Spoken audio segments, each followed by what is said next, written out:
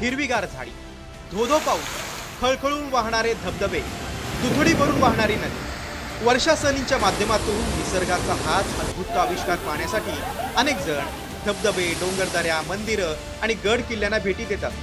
मात्र काही साधे नियम देखील ते पाळत नाहीत. हरिहर किल्ल्यावरचं हे चित्रपट. धोकादायक चढाईसाठी ओळखल्या जाणाऱ्या हरिहर किल्ल्यावर लोक कशा पद्धतीनं उभे आहेत. एवढंच नव्हे तर अनेक पर्यटक स्थळांवर अशी झुंबड उडालेली दिसते.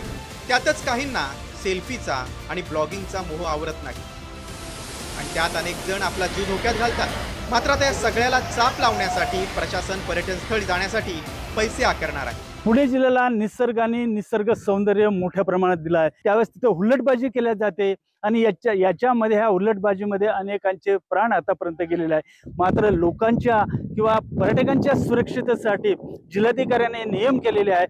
जे ही पर्यटन स्थळ आहे तिथे आता तिकीट आपण सुरू करणार आहे.